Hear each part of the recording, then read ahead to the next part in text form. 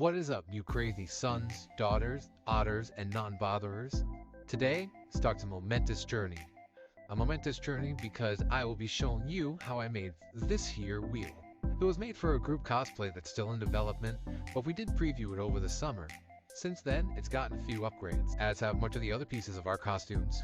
But for now, we're just going to talk about this here symbol that I made by hand, pretty much because I'm still learning how to use our 3D printer, and my hands have worked for years, so I just went with Old Reliable this time. Why don't you come check it out?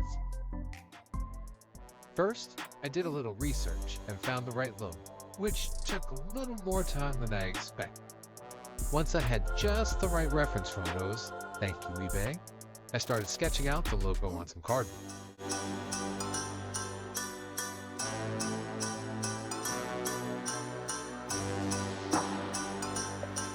I used my partially pre-constructed wheel as a scale reference, and I used the base of an X-Acto knife to help me create the perfect rounds between the crown spokes.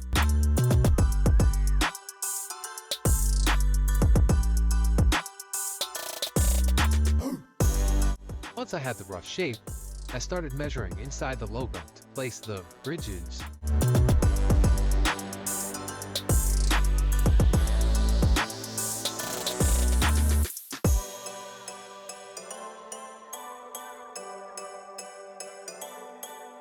After some quick detailing, it was time to liberate this newly created masterpiece.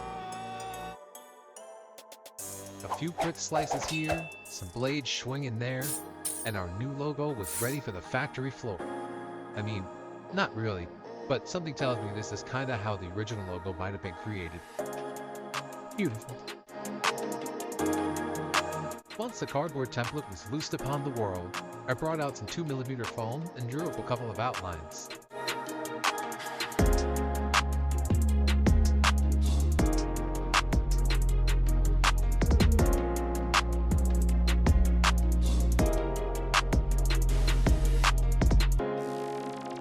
I cut them out, only to realize that 2 pieces wouldn't be thick enough. So I drew up a couple more to allow me to pick just the right thickness. But one poor boy lost an ear in his birthing process. Oh no. That's okay though, we'll fix him right up in no time.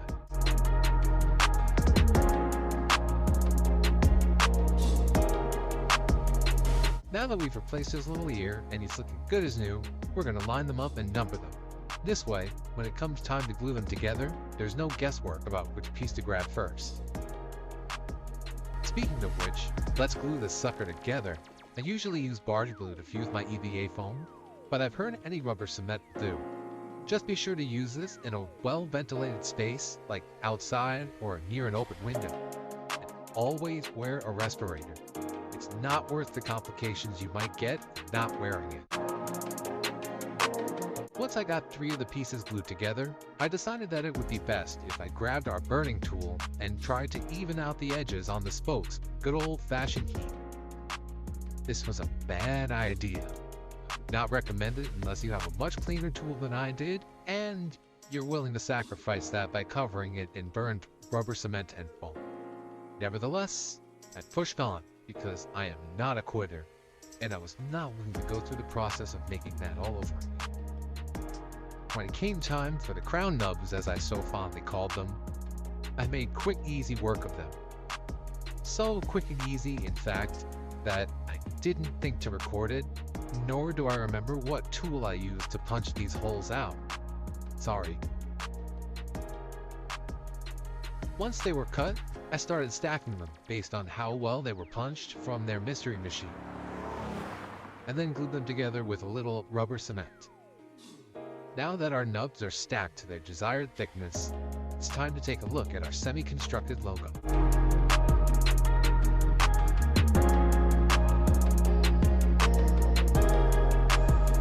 Once I was sure that the top layer's V lined up with the little ears on my logo, I trimmed it up a bit, then started eyeballing the final pieces that I would cut from the 4th layer I set aside. Bet you were wondering about that, huh?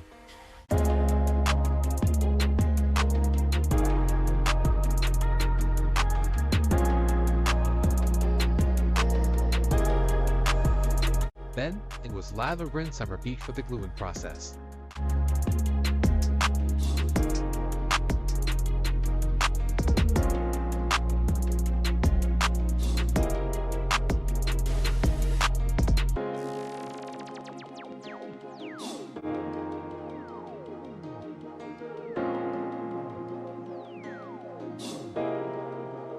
I know it can be a bit of a faux pas, but sometimes, when I'm not measuring things exactly, I attach them before the glue is properly set.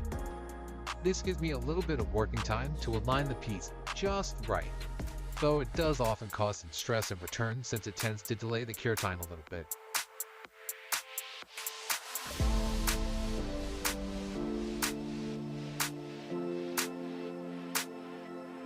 Okay, this piece is getting some dimension now. It's time to add these nubs. Should I trim these spokes to even them out or possibly burn them into shape? Just kidding, I try to learn from my mistakes.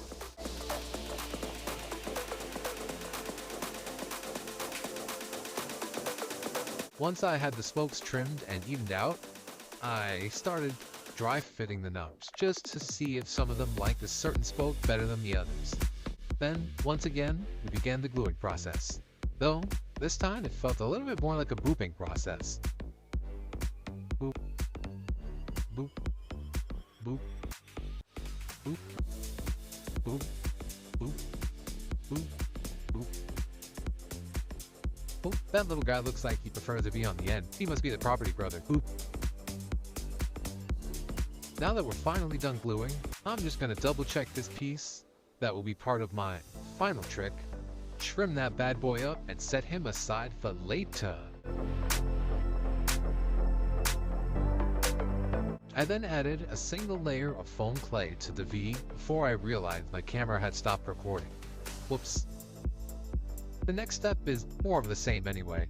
A little more foam clay on the V, as well as some foam clay on each nub to give it that nice rounded effect. I use a little water to soften the clay. This makes it super easy to shape, smooth, and attach to the foam. On the downside, it also becomes pretty sticky, so gloves are definitely recommended.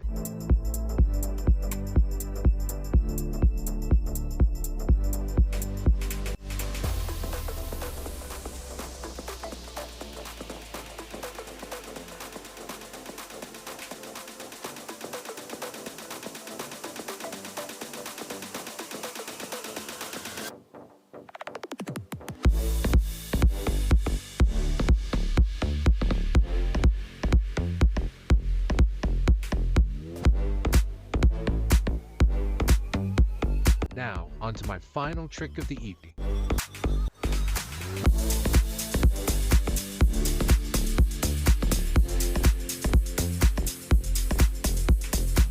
My initial plan was to slice these ridges and attach them one at a time to the center of the logo.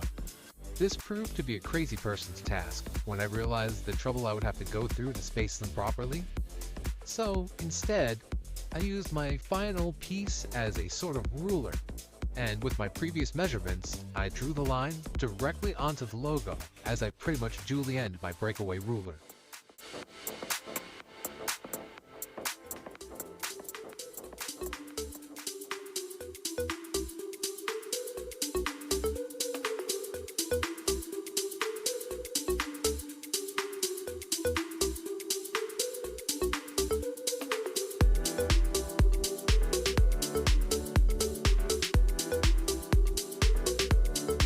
One major thing that I could have done better here is to have scored the logo instead of trying to draw lines in and use the heat gun to open them up. I was afraid it would damage the foam clay that I laid down, so I took the coward's way out. It definitely required more work from me. As you can see, me pressing my life away with every little tool that I could find to get in those corners. Lesson definitely learned.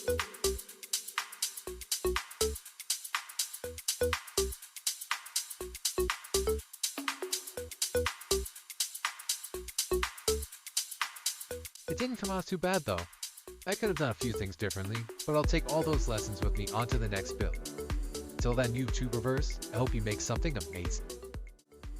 Oh, and also you should consider liking and subscribing because this is just part 1. This thing's gonna get attached to a wheel at some point. Hopefully you want to check that out. And there's gonna be much more than that coming this way, so stay tuned folks.